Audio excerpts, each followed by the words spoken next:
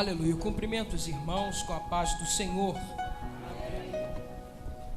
Abra sua Bíblia no livro de Apocalipse, capítulo de número 3 e versículo de número 15. Apocalipse, capítulo de número 3, versículo de número 15.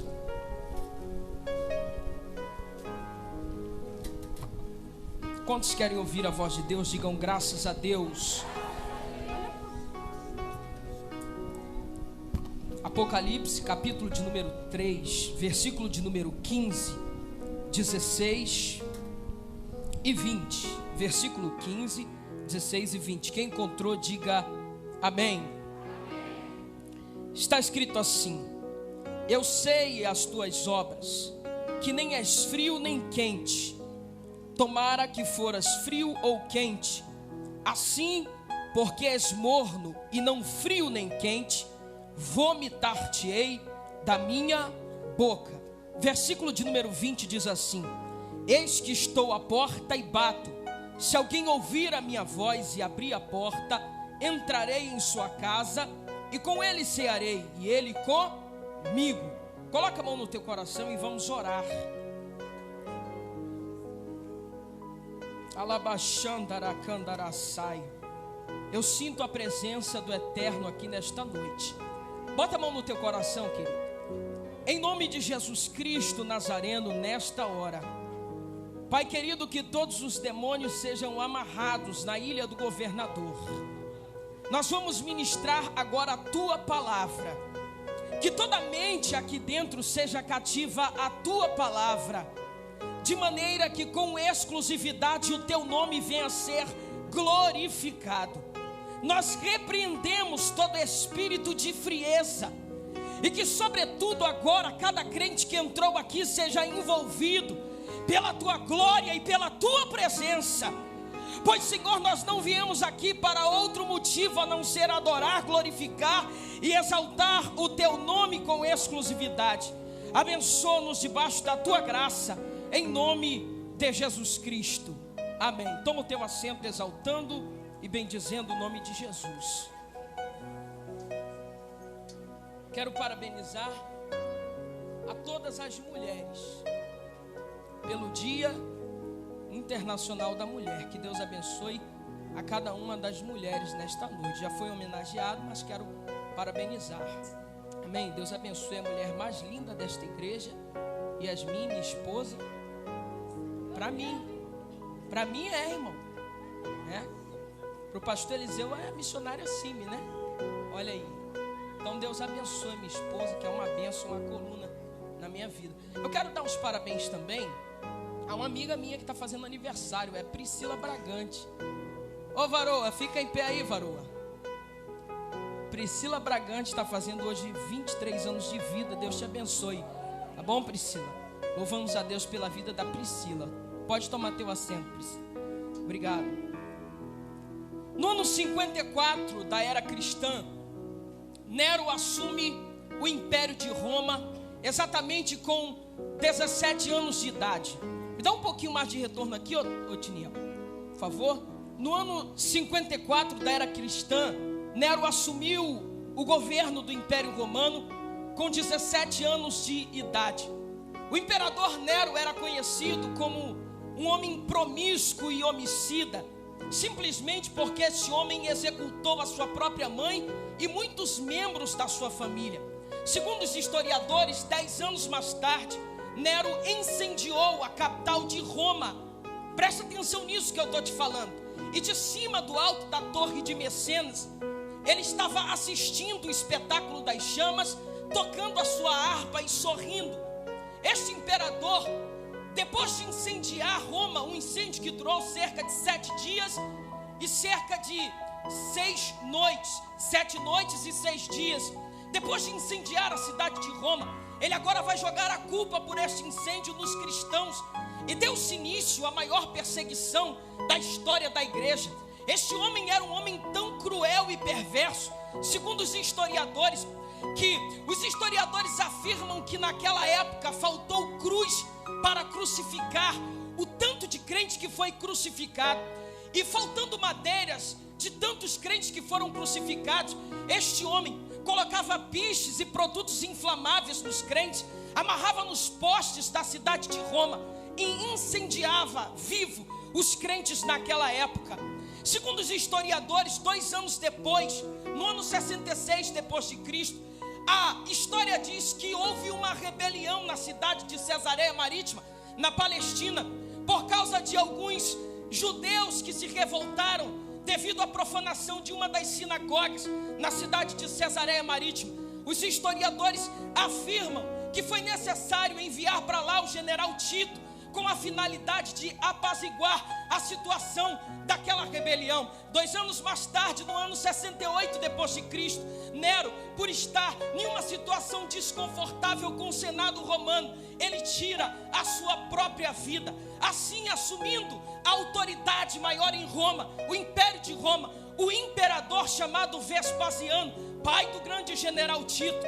2 anos mais tarde, o general Tito invadiu a cidade de Jerusalém, destruindo os muros, a cidade, o templo de Jerusalém, levando milhões de judeus e cristãos à morte.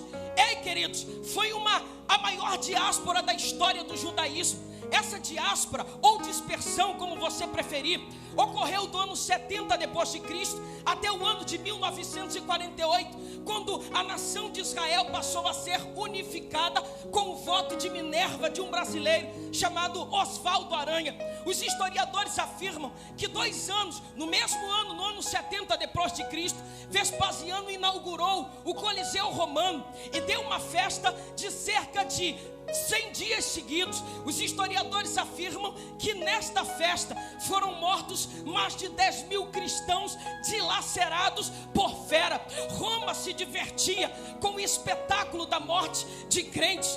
Isso é história da igreja. Segundo os historiadores, no ano 86 depois de Cristo, assumiu um outro imperador chamado Domiciano. Ele foi considerado pela história o segundo Nero. Os historiadores afirmam que este homem chamado Domiciano, foi ele quem matou Policarpo, pastor da igreja de Esmirna. Foi esse homem que tentou assassinar o último apóstolo da história da igreja, chamado João, jogando o apóstolo dentro de um caldeirão de azeite fervendo. Não conseguindo matar o apóstolo, o deportou para uma ilha chamada Ilha de Patmos. E foi lá em Patmos que Deus se revela a João, que Cristo se revela a João de maneira extraordinária. Foi na Ilha de Patmos que João viu Cristo na sua visão glorificada. E eu estava estudando sobre esta história e pensei, por que João foi o único apóstolo da história da igreja por ver Cristo em uma visão glorificada?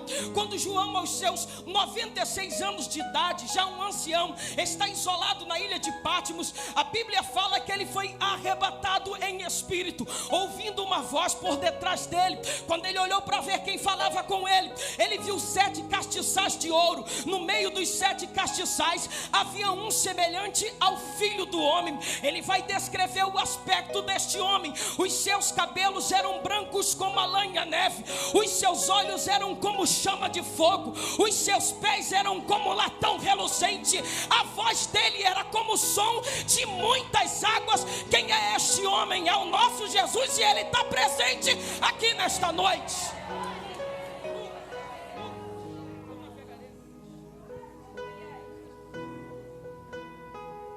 João agora vai ter uma revelação de Deus, a maior revelação já tida na história da humanidade. Por quê? Porque Deus agora, Cristo vai tirar João do Cronos, que é o tempo humano. O Cronos são segundos, minutos, horas, dias, semanas, meses, anos, décadas, centenário. João agora é tirado do Cronos e é levado para o Kairos, que é o tempo de Deus. Dentro do Kairos ele conhece aquele que não tem o princípio nem fim, aquele que é o alfa e o ômega, a primeira e a última letra do alfabeto grego, aquele que não tem início e aquele que não tem fim. E agora Deus vai mostrar na eternidade o fim de todas as coisas para o apóstolo João. Deus mostra a João as revelações do Apocalipse e algo extraordinário. E depois disso João volta. E agora Deus dá uma ordem para João escrever as igrejas que se localizavam na Ásia Menor. Naquela época, segundo os historiadores, quando falamos de Ásia Menor, a Ásia Menor aqui não tem nada a ver com o continente asiático que conhecemos hoje. Quem entende de geografia bíblica sabe que a Ásia Menor é localizada hoje onde está a atual Turquia. Existiam 7 igrejas e Deus está mandando João falar com essas igrejas. A primeira igreja é a igreja de Éfeso, a segunda igreja é a igreja de Esmirna, a terceira igreja é a igreja de Pérgamo, a quarta igreja é a igreja de Tiatira, a quinta igreja é a igreja de Sardes, a sexta igreja é a igreja de Filadélfia e a sétima igreja, a igreja de Laodiceia. Para cada uma destas igrejas, o nosso Jesus tem uma palavra. Por quê? Porque Ele é aquele que está no meio dos 7 castiçais, e castiçais aqui significa luz, representação da igreja. Ele está no meio e Ele está dizendo: eu sei, eu conheço as tuas obras. Significa dizer que a igreja tem um dono, e o dono da igreja está dentro dela e conhece as nossas obras. Preste atenção, para a igreja de Éfeso, ele disse: você deixou o primeiro amor. Éfeso era aquela igreja que começou avivada. Éfeso era aquela igreja que gastava tempo de joelho no altar de Deus. Éfeso era aquela igreja que jejuava. Éfeso era aquela igreja que derramava as lágrimas no altar de Deus e deixou este primeiro amor. Para a segunda igreja, a igreja de Esmirna, a igreja que eu mais gosto das 7 igrejas da Ásia Menor, a Bíblia fala que ele disse para ela: tu és uma igreja pobre financeiramente, é uma igreja que não tem recursos financeiros, porém tu és fiel. Era uma igreja fiel. Quando Domiciano assassinou Policarpo na frente desta igreja e disse para a igreja: eu quero que vocês neguem a Jesus, Policarpo morreu. Os historiadores afirmam que amarrou Policarpo dentro de uma fogueira, e o fogo que ardia dentro de Policarpo era mais quente do que o das chamas. Então os soldados romanos não conseguiram executar Policarpo queimado, foi necessário traspassá-lo com uma adaga. Matam Policarpo e perseguem a igreja, mas a igreja não nega o nome de Jesus Cristo. Terceira igreja, a igreja de Pérgamo. Jesus disse que esta igreja tinha um trono de Satanás dentro da cidade de Pérgamo. Dentro desta igreja, por que a Bíblia diz que tinha um trono de Satanás? Porque a cidade de Pérgamo foi a primeira cidade que levantou um culto chamado culto ao imperador. E muitos crentes estavam naquela época cultuando ao imperador. E pare para prestar atenção nisso que eu vou falar, que é muito forte. Aonde um homem é cultuado, Satanás é entronizado. Sabe por quê? Porque o meu Deus e o teu Deus, ele não divide a glória dele com ninguém. Isso é muito forte que Deus está falando. Só que na igreja de Éfeso existiam também, na igreja de Pérgamo, existiam também crentes fiéis. Ele dá até o nome de um Antipas. A testemunha fiel foi coagido a negar o nome de Jesus, foi fiel e morreu porque acreditou na sua palavra. Existiam crentes fiéis em Pérgamo. A quarta igreja, a igreja de Tiatira, a igreja que as últimas obras eram maiores do que as primeiras. Éfeso era a igreja que deixou o primeiro amor. Tiatira não, era a igreja que começou a 20 km por hora e terminou a 100. Começou devagar e terminou a 100. Tem muita gente que começa a 100 km por hora e no final da caminhada está a 20. É melhor você começar a 20 como Tiatira e terminar 100 do que começar disparado e chegar lá no final já não aguenta mais dar um passo. Esta igreja, ela tinha as últimas obras maiores do que a da primeira. Sabe o que significa isso? Que ela era uma igreja que crescia, ela tinha um estado contínuo de crescimento. Ontem ela é melhor que hoje, e amanhã hoje ela foi melhor do que ontem, e amanhã ela será melhor do que hoje. Essa era a igreja de Tiatira. A quinta igreja, a igreja de Sardes. Esta é uma igreja chamada a igreja de aparências. Era uma igreja que se preocupava com o estereótipo. Era uma igreja que se preocupava em apresentar uma espiritualidade que na verdade não existia. E quem está falando aqui não é o apóstolo João, é o próprio Jesus que conhecia ela dentro. Porque diferente de todos nós só temos o poder de enxergar o que está na nossa frente. O nosso Deus é o Deus que sonda os corações. Ele sabe do que está lá dentro. Então ele disse aqui que esta igreja era uma igreja de aparência. Jesus está olhando cada uma das as suas obras. A sexta igreja, a igreja de Filadélfia, era chamada a igreja fiel nos momentos de fraquezas e tribulações. As adversidades vinham, a igreja ficava fraca espiritualmente, porque todo mundo passa por um período de fraqueza espiritual, mas ela não negava a fé, ela estava firme, ela estava acreditando. Foi para essa igreja que ele disse: ser fiel até a morte, e eu dar-te-ei a coroa da vida. Eu tenho uma palavra nesta noite para Filadélfia. Filadélfia pode balançar, o vento pode soprar, mas ela continua fiel e não negocia aquilo que é inegociável. Sétima igreja é a igreja de Laodiceia, a igreja morna, a igreja que não é quente nem é fria, a igreja oscilante, a igreja que não tem um norte, a igreja que não sabe se adora a Deus ou se adora a Baal, a igreja que não é firme. E o mais perigoso de ser Laodiceia é que Jesus está do lado de fora. Ele está dizendo: eis que estou à porta e bato. Se alguém ouvir a minha voz, eu entrarei. Se ele disse eu entrarei, é porque ele estava do lado de fora. Apesar disso ter sido real, essas 7 igrejas existiram, e Deus está dando uma palavra para cada uma delas. Os escatológicos concordam que isso também pode ser aplicado para as 7 fases da história da igreja. Esta, de todas as igrejas da Ásia Menor, era a igreja mais rica.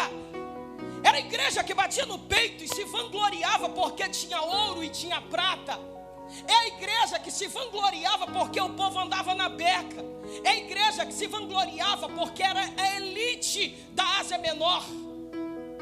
Os historiadores acreditam que esta seja a última fase. Cada uma dessas igrejas significam uma das fases da história da igreja. E eles acreditam que nós estamos vivendo a última fase da história da igreja. E se vocês forem observar, isso é uma verdade tremenda. Por quê? Porque nunca se teve igrejas tão ricas como temos na atualidade. Porque nunca tivemos um povo tão próspero como temos na atualidade. Catedrais e mais catedrais estão sendo construídas diariamente no Brasil. Só que a cada dia que passa, o fervor, a graça, a oração, a intimidade com Deus está cessando do nosso meio. Elabanduria canderécia. Hoje, muitos crentes têm prata e têm ouro, mas já não tem mais o que Pedro e apóstolo João tinham. Eu não tenho prata e não tenho ouro, mas em nome de Jesus, levanta-te e anda. Darabachura candarás. O pastor Marcos Filho estava conversando comigo sobre a sua viagem nos Estados Unidos da América. E ele falou: Eliade, eu pisei na América em igrejas que são gigantescas, em igrejas que dentro dessas igrejas tem universidades. Eu pisei em igrejas que você fica de boca aberta. E eu mesmo cheguei a dizer: nossa, se nós tivéssemos um templo como esse. Só que ele falou para mim: Eliade, quando eu fui participar de um dos cultos daquela igreja, parecia que eu estava em uma orquestra sinfônica. Era só apresentação. Eu não sentia um arrepio. Eu não sentia mais a presença de Deus. Como se chama isso? Igreja Laodiceia. Está preocupada com o ouro, com a prata, e está deixando Jesus do lado de fora. Por quê? Porque não é quente e não é frio, não sabe o que quer. Há poder no sangue de Jesus. Esta madrugada eu falei com Deus: Laodiceia no Brasil não. Levanta homem cheio do teu espírito para falar.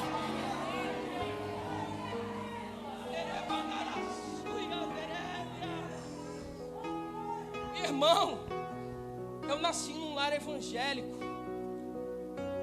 E eu me lembro, quando eu tinha 13 para 14 anos de idade, eu chorava, eu orava e falava: Jesus, me batiza com o Espírito Santo. Eu prometo, Jesus, que se o Senhor me batizar nunca mais na minha vida, eu vou pecar. Besteira, né, irmãos? Senhor, eu vou ser infalível, eu vou ser um herói de Deus. Sabe por quê, irmãos? Porque antigamente, quando alguém aceitava Jesus, a preocupação preocupação dele era ser batizado com o Espírito Santo, era receber dons espirituais. Era maravilhoso a gente ver um profeta levantar nas nossas reuniões e dizer: assim diz o Senhor. Eu me lembro quando eu era garoto, adolescente, eu estava conversando com outro adolescente, e ele falou: Eliardo, eu tenho que te confessar um pecado. E eu disse: pode falar. Ele disse: olha, eu fui ontem numa cartomante, a mulher falou a minha vida toda. Eu disse para ele: ó, Vaso, tu tá oprimido, hein? Tu abriu tua porta, tua vida, a porta da tua vida para o diabo entrar e ditar as cartas na tua vida. Aí ele falou: Eliardo, jura por Deus que tu não vai falar para ninguém isso? Eu falei: não juro por Deus não, não jurei nem pelo céu nem pela terra, mas por Deus. Quem jura mente, não é verdade? Aí eu brinquei com ele, eu falei brincando, eu falei assim: eu te prometo, não vou falar para ninguém. Hoje, quase 15 anos depois, eu posso contar sem citar nome. Mas eu brinquei com ele, eu falei: hoje nós vamos para o culto e Deus vai levantar um profeta e vai te apontar. Ele disse: o sangue de Jesus tem poder. Eu falei: tem mesmo. Irmãos, nós estávamos no culto, eu e ele. Eu era adolescente, eu devia ter, isso foi há quase 18 anos atrás, devia ter uns 14 ou 13 anos.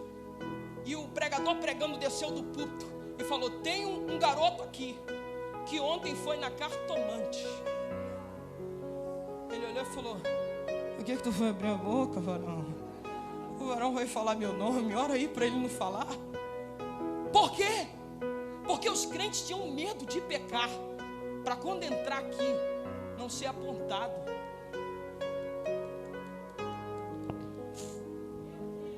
Quem tem mais de 15 anos e 20 anos de crente sabe o que eu estou falando. Quando um crente era batizado com o Espírito Santo, é porque naquela época não tinha Facebook, mas ele falava para todo mundo. Eu sou de uma geração que os adolescentes chegavam inflamados no colégio, falando em mistério, na hora do recreio fazia roda e pregava o evangelho, falava da volta de Jesus, falava do inferno, e muitos outros adolescentes aceitavam a Jesus. Eu sou de uma geração que crente tinha orgulho de ser crente. Por quê? Jesus disse que com o passar do tempo, ao se multiplicar a iniquidade, o amor de muitos se esfriariam. Nós temos hoje igrejas cheias, mas a maior preocupação da nossa geração, e eu falo aqui sem medo de errar, é vir à igreja, é falar para Jesus: Senhor, quando que tu vai me dar uma casa própria? Quando que aquele carro vai vir? A preocupação em Deus levantar um profeta é chegar para a gente e falar assim: olha aquela casa, aquela chave, aquilo, ó, eu estou abrindo uma porta. Essa é a nossa preocupação. A gente já não tem mais preocupação. Quando eu fui batizado com o Espírito Santo, eu orei durante 7 dias, tá, irmãos? E jejuei durante 7 dias, e Deus levantou um profeta e falou assim: eu vi o sacrifício durante a semana e te digo, receba o batismo com o Espírito Santo. E eu fui batizado com o Espírito Santo. Com o passar dos tempos, o fervor está se esfriando. O nosso povo está ficando materialista demais. O nosso povo está preocupado com a vida pessoal. O povo está esquecendo que com o passar dos tempos, Jesus está às portas, a trombeta vai soar, e quem não estiver ligado vai ficar. Eu vim aqui como profeta dizer, em nome de Jesus Cristo, Deus quer uma geração cheia do Espírito Santo, que ainda coloca Ele em primeiro lugar.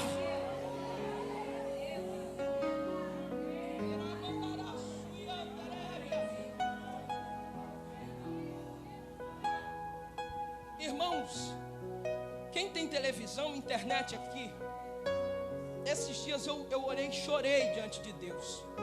Eu falei assim: Senhor, obrigado por ser crente no Brasil, porque ser cristão aí fora está difícil.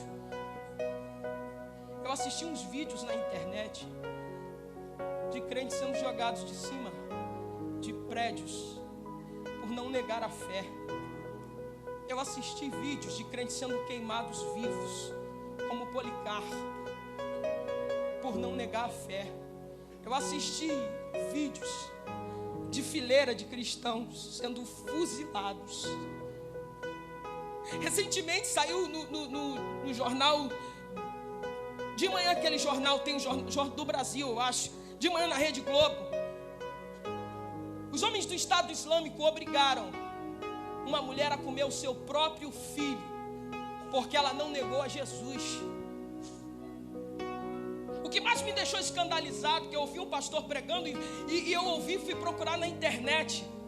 O Estado Islâmico, pastor Eliseu, está aliciando jovens e adolescentes no mundo inteiro.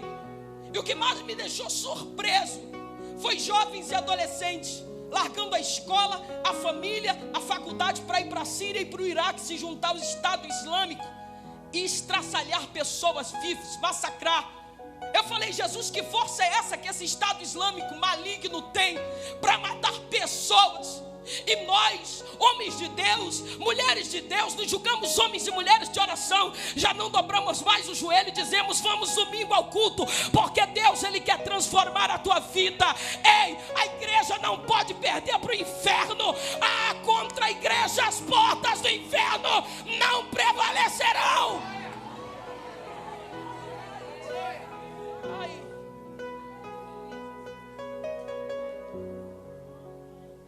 Deus sabe o quanto eu chorei de madrugada, pedindo para Deus guardar os crentes do Oriente Médio. E aí tem gente dizendo, mas não é só crente que está morrendo, estão matando homossexuais também. Verdade, mas se você for observar de todos os massacrados no Oriente Médio, 80% de pessoas que foram crucificadas foram cristãos. Estão matando crente igual fizeram com Jesus e com Pedro. Estão crucificando o crente. Eu falei para Jesus, Jesus, se essa perseguição chegasse aqui no Brasil, o que ia ter de pregador pulando fora, o que ia ter de cantor dizendo tchau, vou cantar para o mundo, o que ia ter de crente que domingo não ia aparecer na igreja. Hoje à tarde eu conversando com a minha esposa, eu falei para ela, amor, imagina se chegasse um dia no Brasil em que nós já não pudéssemos mais nos reunir na nossa igreja para adorar Jesus, porque na porta, estrada da Cacuia, tivessem homens armados de fuzil, metralhadores esperando os crentes chegarem para executar. Será que a nossa igreja seria forte o suficiente de se reunir escondido dentro das casas para adorar Jesus? Será que o nosso cristianismo subsistiria uma perseguição como essa? Aí o Espírito Santo de Deus falou comigo, ei meu filho, acalma teu coração, ainda tem 7.000 que não se dobraram, existe uma geração que ainda não se curva.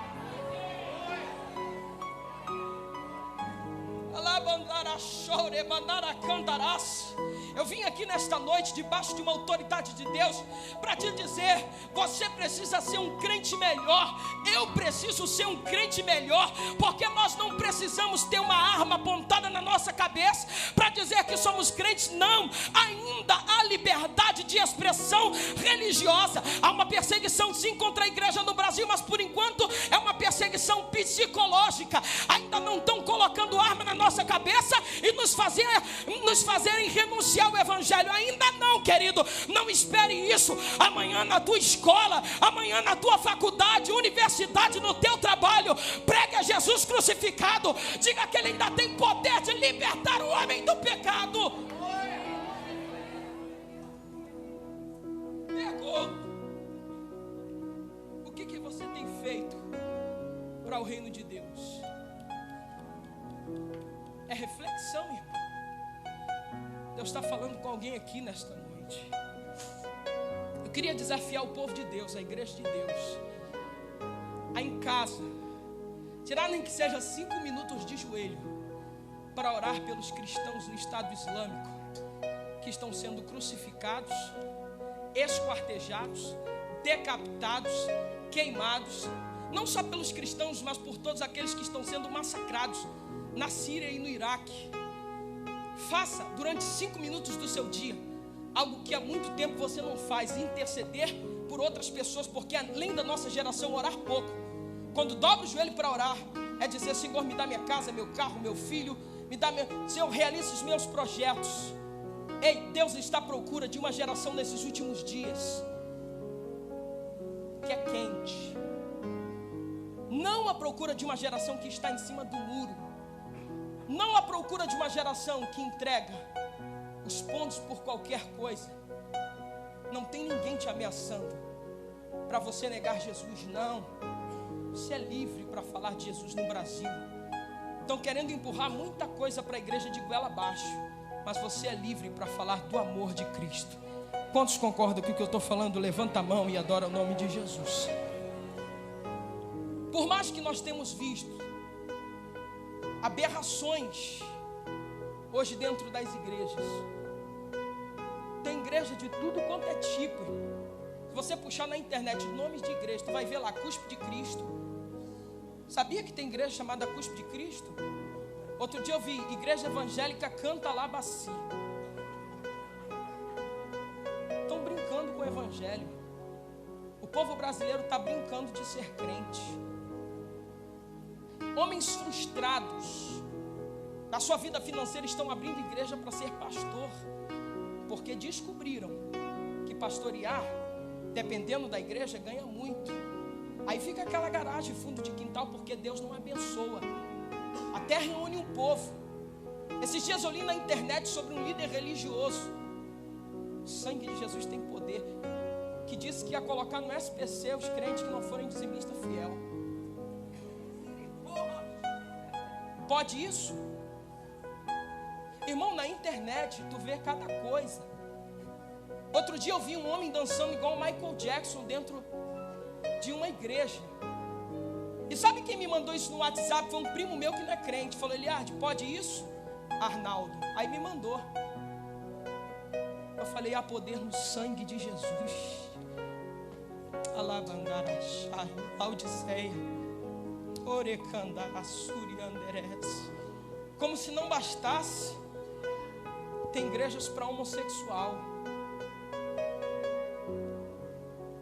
Tem crente aí fazendo de tudo aí fora. Mas eu louvo a Deus pela DIG, que ainda é uma igreja séria. Eu rodo esse Brasil aí, o Rio de Janeiro, e ainda conheço muitos pastores sérios. Quem é itinerante sabe do que eu estou falando. Ainda tem 7.000 que não se dobraram. Alai de oraçai enderes. Teoria da prosperidade.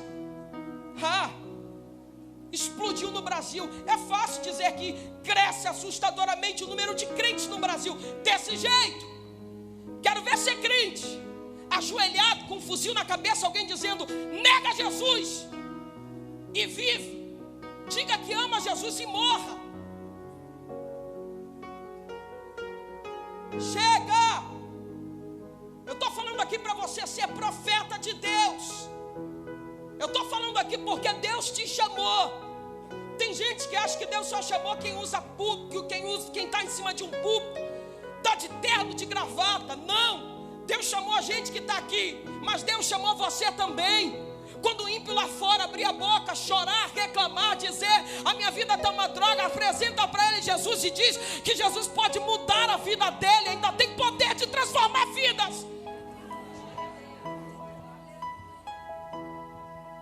Quanta gente levando o evangelho de qualquer maneira, quanta gente levando Jesus de qualquer maneira. E toda igreja onde tem fiel, tem também infiel. Onde tem trigo, tem também joio. E eu vim aqui para ser profeta. Jesus te levou muito sério no Calvário para você levar Jesus de qualquer maneira.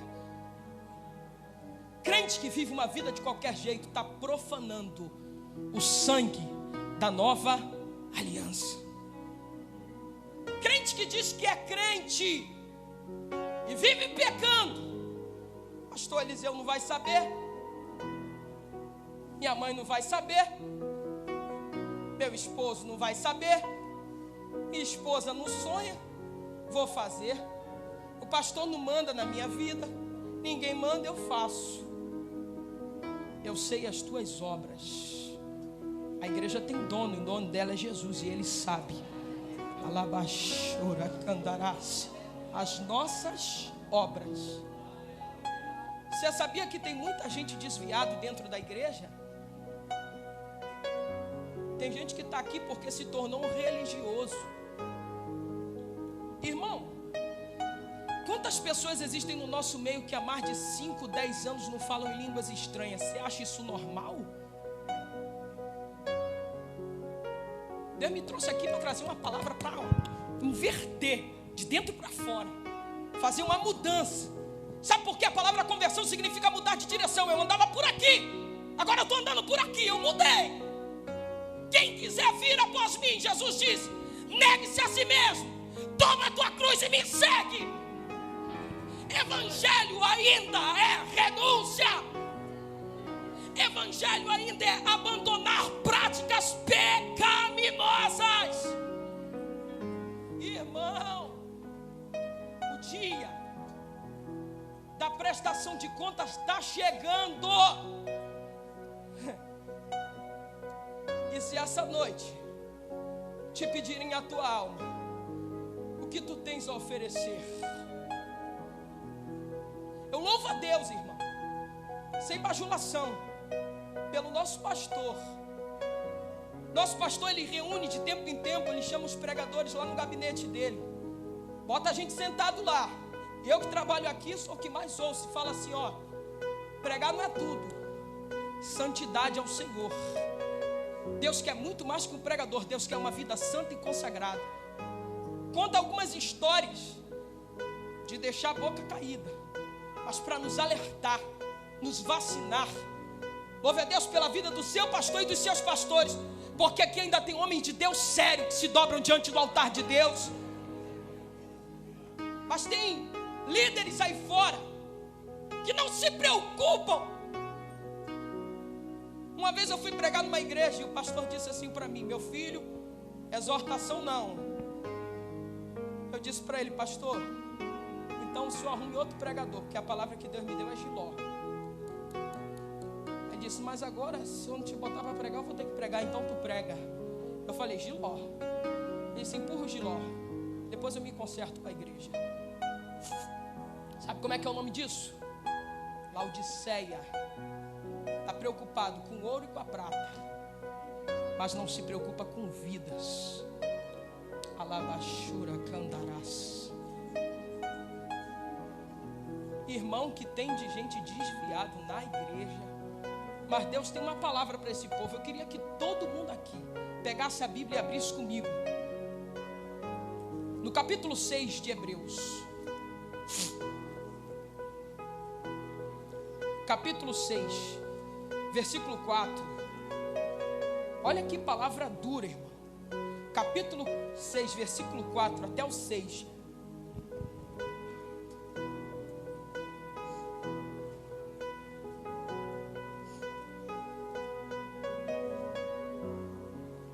Quem achou diz amém.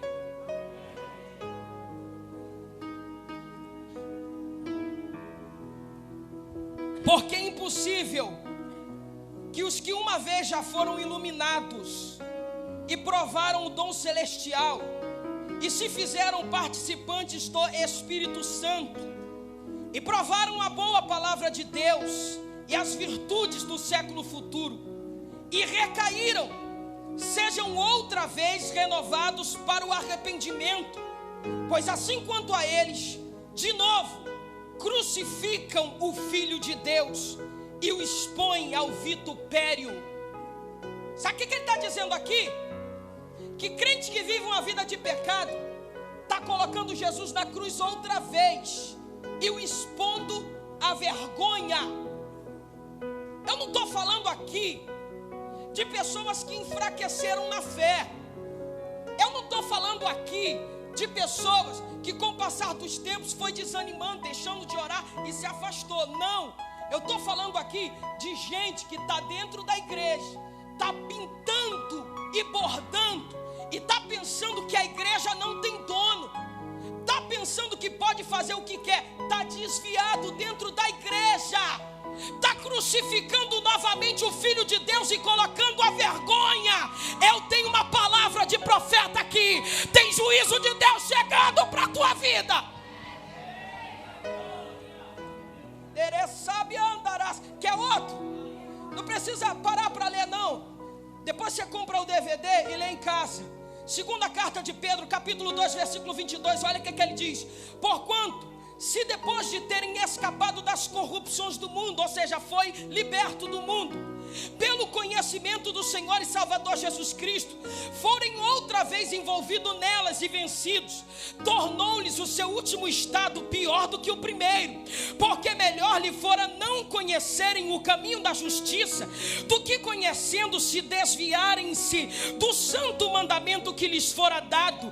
Deste modo sobreveio-lhes o que por um verdadeiro provérbio se diz: o cão voltou ao seu próprio vômito e a porca lavada ao espojadouro. Sabe o que ele está dizendo aqui? Alguém que já foi lavado, redimido no sangue de Jesus, ele recebeu, se tornou participante da natureza divina e agora está profanando o sangue de Jesus. Ele é semelhante ao cão que vomitou, voltou e ingeriu novamente o próprio vômito, e a porca que foi lavada e voltou à poça de lama. A poder no nome de Jesus, eu profetizo que o Espírito Santo de Deus gera nesta noite confronto e mudança na vida de pessoas que precisam de uma transformação. Por que não sabem disso? Eliade diz isso na Bíblia. Tem, irmão. E eu poderia te trazer uma relação aqui de mais de 10 versículos. Só que eu não vou fazer isso porque o horário não permite. Mas sabe qual é o problema da nossa geração? É que a nossa geração conhece mais os capítulos da novela Império do que os capítulos da Bíblia Sagrada. E vai terminar o Império das Trevas e vai entrar na Babilônia agora, hein? Irmão, o diabo não brinca não. O problema da nossa geração que vem para a igreja e sai culto chato, sabe tudo sobre o império, só se for das trevas. Porque eu li a sinopse antes dessa novela começar. Eu sou um pregador, eu preciso estar antenado. E eu sei que o que tem ali é adultério, prostituição, homossexualismo, infidelidade, contenda, intrigas, inveja. Não é só ali não, é em todas elas. Agora vai entrar a Babilônia.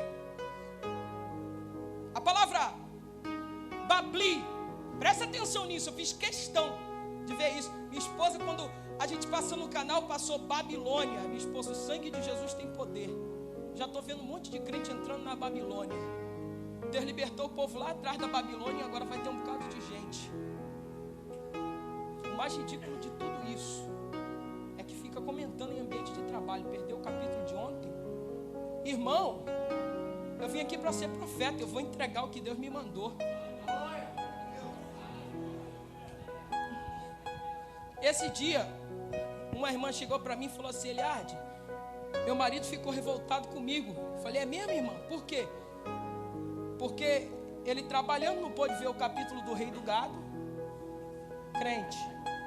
Chegou, me perguntou: como é que foi o Rei do Gado hoje? Eu não gosto do Rei do Gado. Então ele ficou nervoso comigo, porque eu não soube contar para ele como é que foi o capítulo do Rei do Gado. Crente, pastor, se escandaliza não, é da dica, irmão.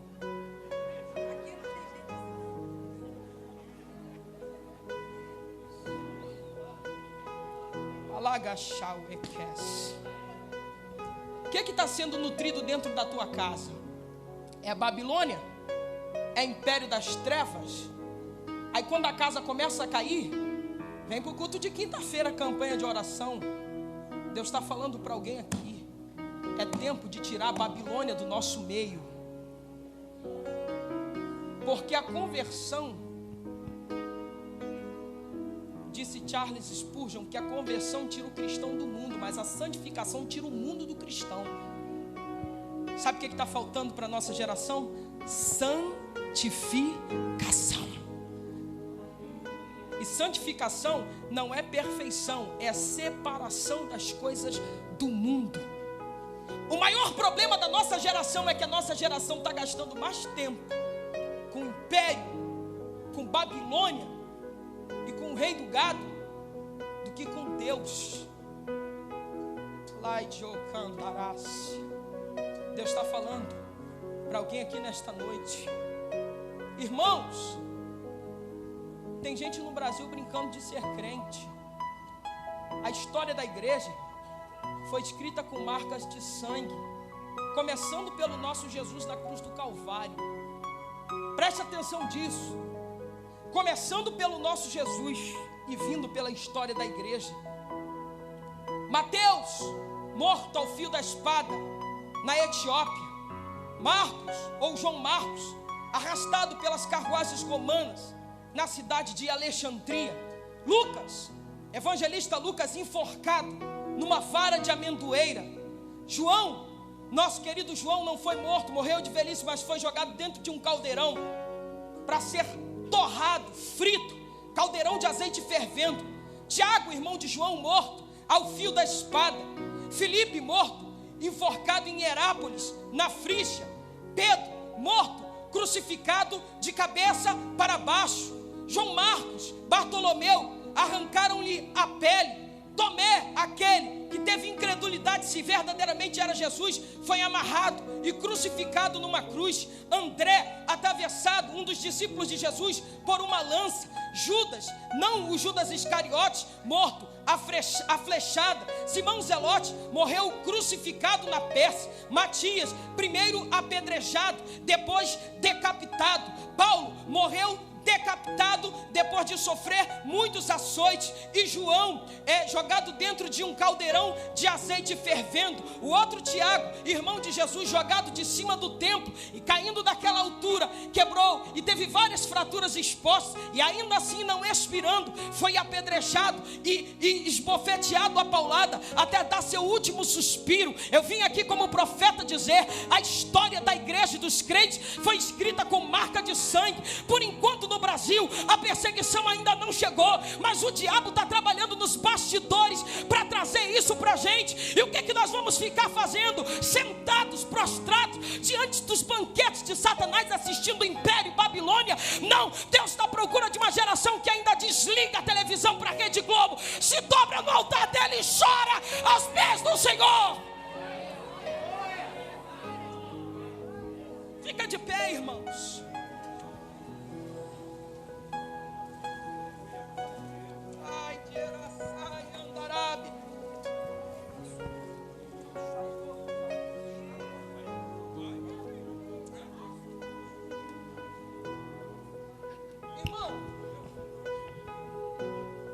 Hoje à tarde, eu e minha esposa, a gente estava de joelho orado, de joelho dobrado, chorando, falando com Deus acerca do que eu falaria aqui hoje. Porque pregar uma mensagem dessa não é fácil não. Eu preguei umas quintas atrás aí, falei sobre Gideão vencer. Eita, que o povo quase saiu daqui voando. Por quê? Porque é mensagem triunfalista, de vitória. Mas hoje Deus me deu um Giló. Eu vim aqui para ser profeta. Eu vim aqui possuído pelo Espírito Santo de Deus, para dizer: Deus não quer que a tua vida esteja desta maneira. Olha o que eu vou falar aqui agora, mas vai ter que ser homem e mulher de Deus.